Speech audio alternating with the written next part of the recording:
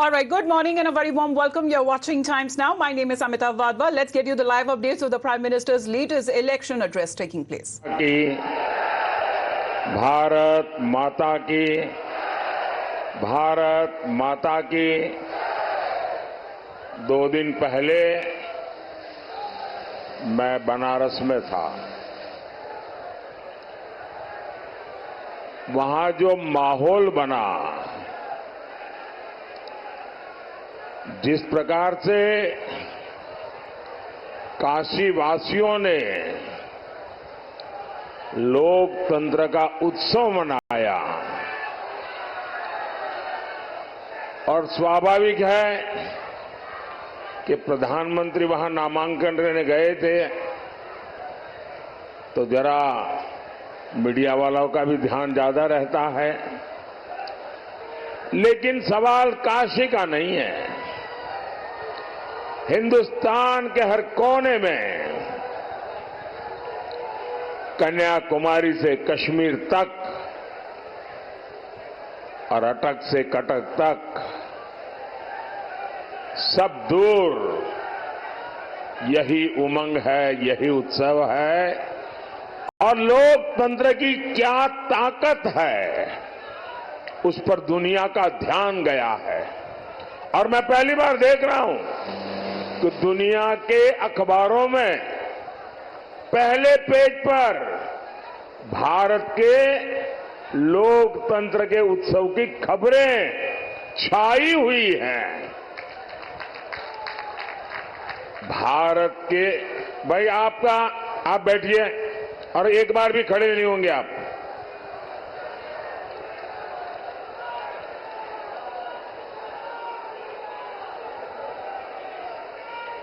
भारत की पहचान, भारत का माहात्म्य दुनिया के लिए भी कितना महत्व रखता है, इसका ये परिचय है। दुनिया देख रही है कि जनता जनार्दन का आशीर्वाद भारतीय जनता पार्टी, एनडीए, हमारे सभी साथियों पर है। और जहां भी जाते हैं एक ही स्वर सुनाई देता है, एक ही नारा गूंज रहा है, एक ही संकल्प चारों तरफ लेकर के लोग चल रहे हैं, और वो है फिर एक बार, फिर एक बार, फिर एक बार। भाई और बहनों, आखिर दुनिया को ये विश्वास कैसे है? ये रातों रात तो नहीं हुआ है। दुनिया ये जन समर्थन देख रही है। आपका प्रेम और आपका आशीर्वाद, आपका स्नेह दुनिया को अचरज कर रहा है। दुनिया देख रही है कि भारत के लोगों को मोदी की गारंटी पर कितना भरोसा है।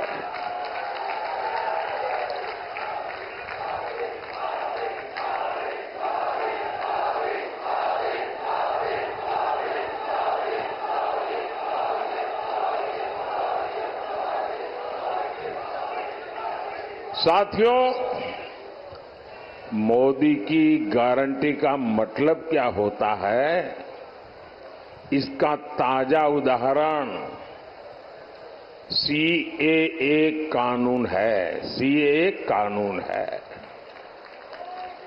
और आपने देखा होगा कल ही सीएए कानून के तहत शरणार्थियों को भारत की नागरिकता देने का काम शुरू हो गया। पहले लॉट को ऑलरेडी नागरिकता दी गई और ये सभी भाई बहन हिंदू है, सिख है, बौद्ध है, जैन है, पारसी है, ईसाई है, और ये वो लोग हैं जो शरणार्थी बन करके लंबे अरसे से हमारे देश में रह रहे हैं।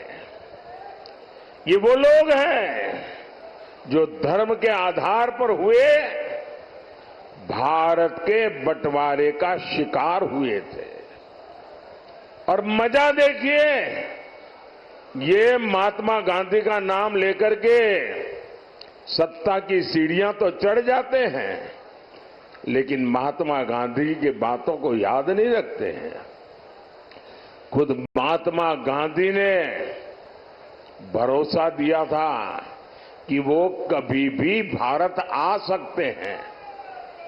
70 वर्षों में हजारों परिवार प्रताड़ना झेल करके अपनी बेटियों की इज्जत बचाने के लिए,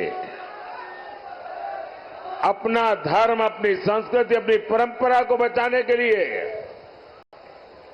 मजबूरन मुसीबत के मारे भारत मां की कोख में आकर के शरण लिया।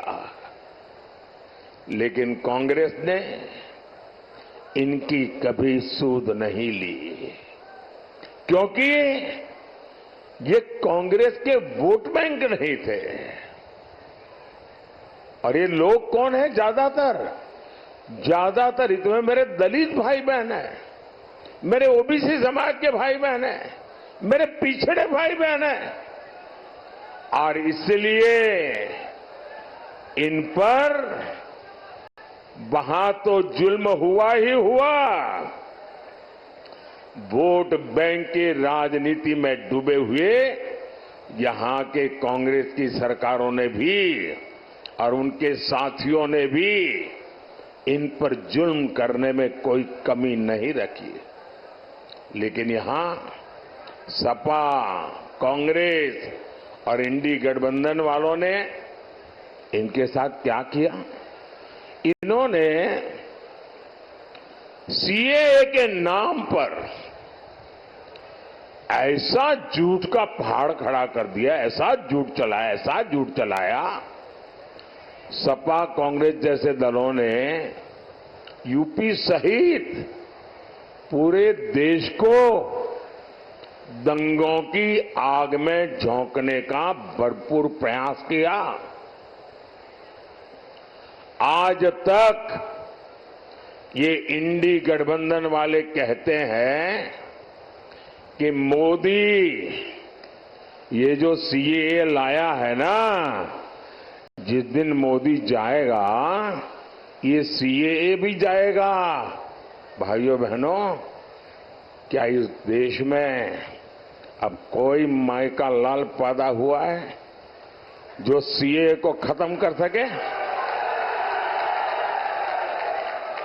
ये देश की जनता जान गई है, देश का हर नागरिक जान गया है कि आप लोगों ने वोट बैंक की राजनीति करके, हिंदू मुसलमान को लड़ा करके और सेकुलरिज्म का ऐसा चोला पहन लिया था कि आपकी अंदर की पाप की सच्चाई बाहर नहीं आती थी। ये मोदी है जिसने आपका नकाब उतार दिया है। ये आपका नकाब, आप ढोंगी है, आप सांप्रदायिक है। आपने देश को 7 दशक तक संप्रदाय की आग में जूझने के लिए मजबूर कर दिया है। साहब, मैं साफ कहना चाहता हूं मेरे भाइयों बहनों, ये मोदी की गारंटी है। देश विदेश कहीं से भी जो भी ताकत इकट्ठी करनी है कर लो। मैं भी मैदान में हूं, तुम भी मैदान में हो।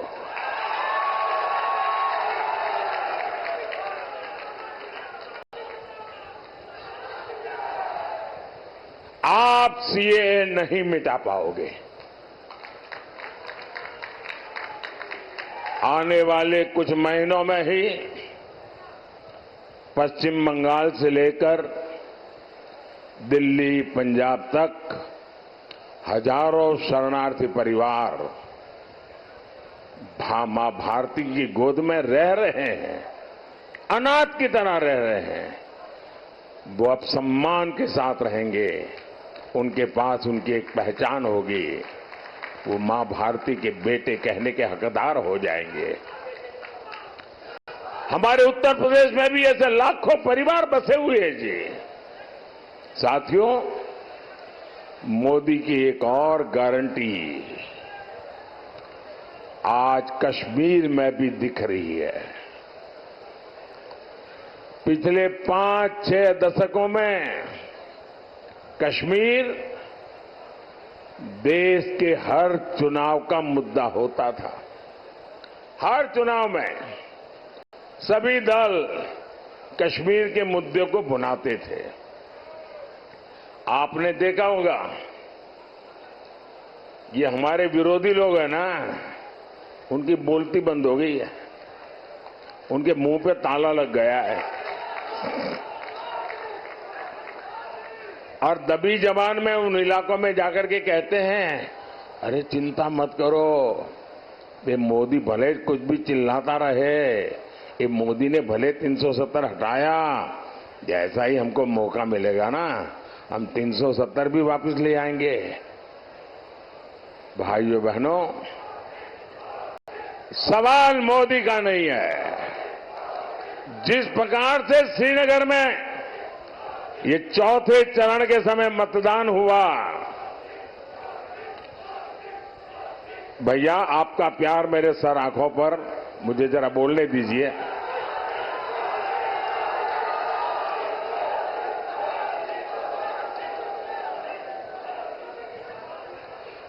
चौथे चरण में श्रीनगर में जो मतदान हुआ है, 40 साल के बाद वहां भारत के लोकतंत्र का उत्सव मनाया गया, भारत के संविधान का गौरवगान किया गया और मतदान करके लोग गर्व अनुभव कर रहे थे कि वे हिंदुस्तान की सरकार बनाने जा रहे हैं। श्रीनगर के जीवन में बहुत बड़ा दिन था और श्रीनगर के लोगों का उत्साह है ना, वो साफ दिखाता है कि अब कोई भी 370 वापस ला करके वोट बैंक की राजनीति नहीं कर पाएगा।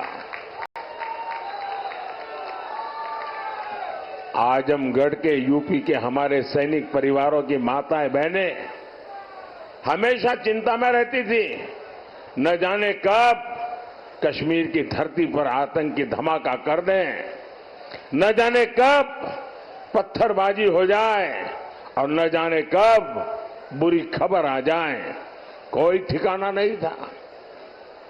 लेकिन मोदी ने कश्मीर में शांति की गारंटी दी थी। मोदी ने 370 की दीवार गिरा दी, 370 की दीवार गिराई।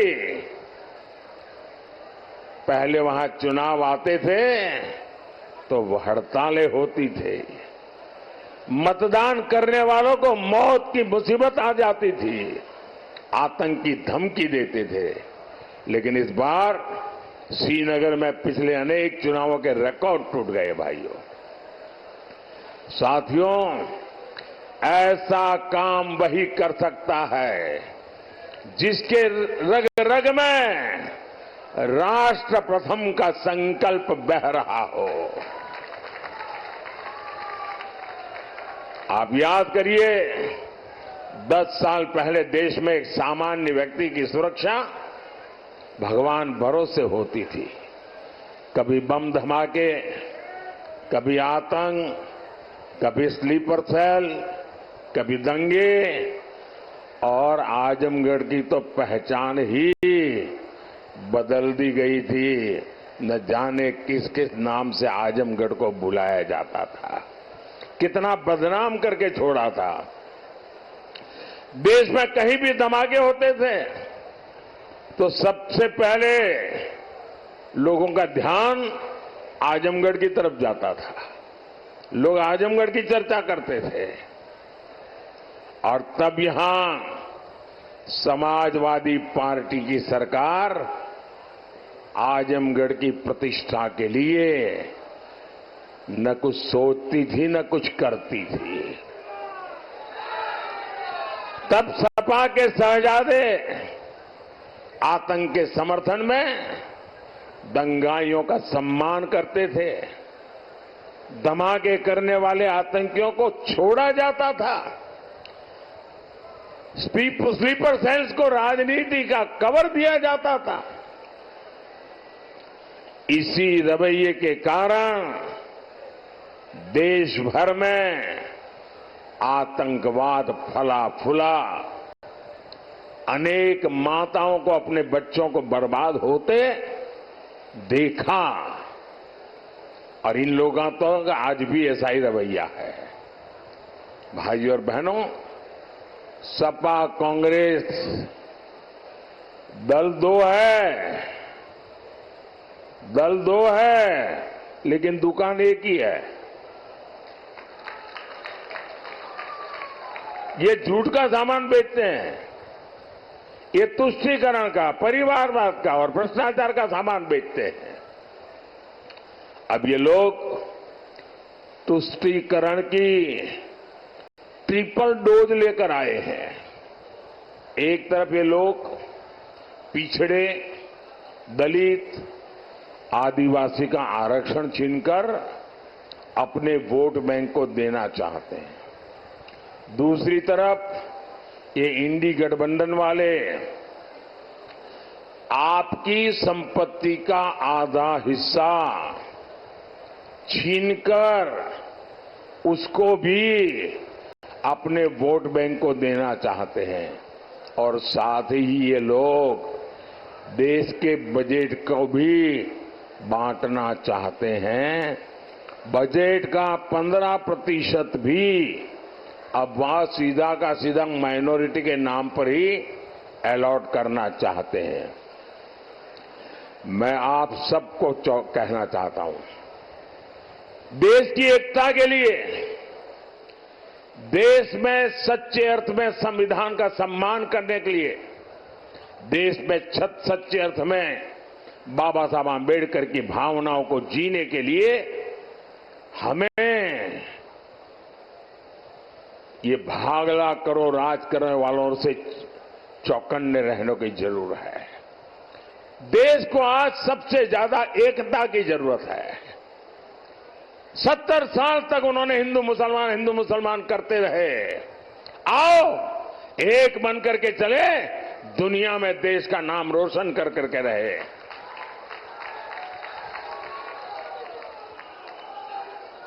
साथियों, इंडी गठबंधन तुष्टीकरण के दलदल में पूरी तरह धंस चुकी है।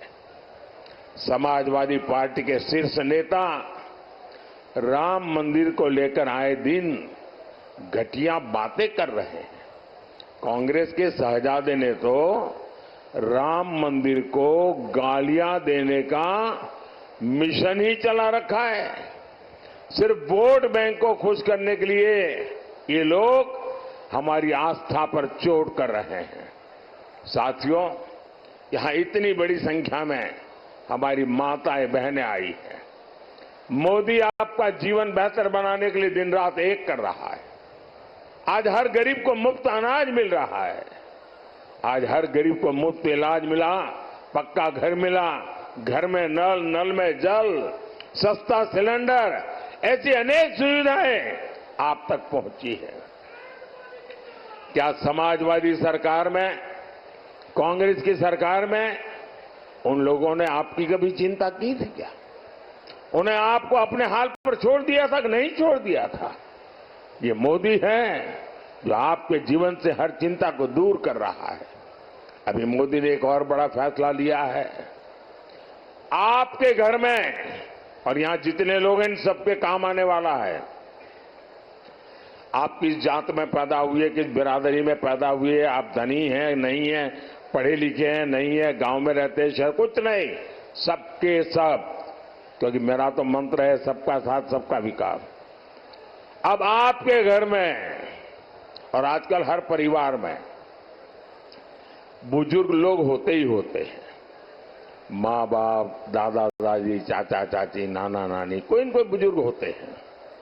और 70 साल के बाद छोटी मोटी कोई बीमारी भी होती है, दवाई का खर्चा भी होता है।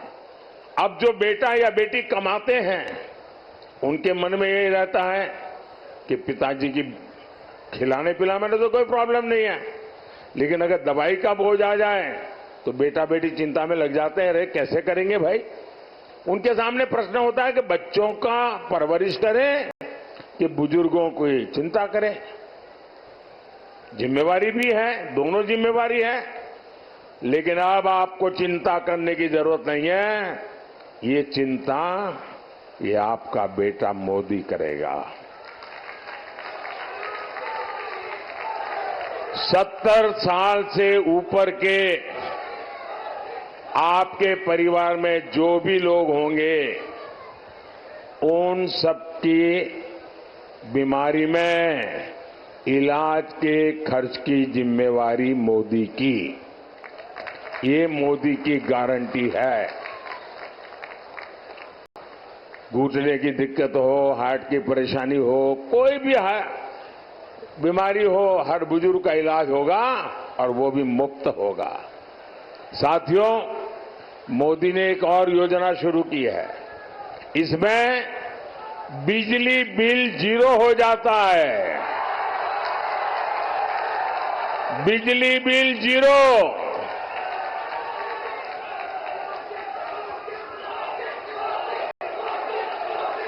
इतना ही नहीं, बिजली बिल तो 0 हो जाएगा, लेकिन बिजली इस्तेमाल करने वाला हीरो बन जाएगा। सिर्फ निरहुआ हीरो हो गया था नहीं, आप हीरो बन जाएंगे। इस योजना को मैं समझाता हूं और ऑलरेडी चालू कर दिया है मैंने। ऐसा नहीं कि 4 जून के बाद करूंगा, कर दिया। योजना का नाम है पीएम सूर्य घर मुफ्त बिजली योजना।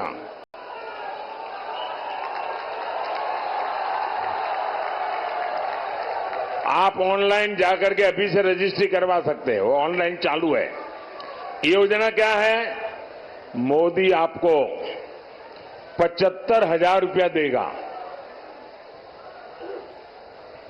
आपकी जरूरत के हिसाब से 75,000 रुपया तक मोदी देगा। कितना?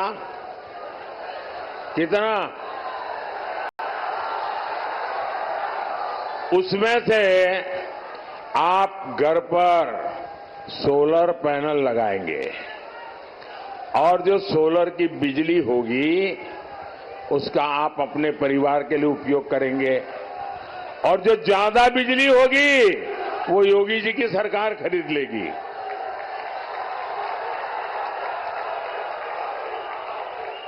अब इससे आपका बिजली का बिल तो 0 हो जाएगा, आप बिजली बेच करके कमाई करना शुरू कर दोगे।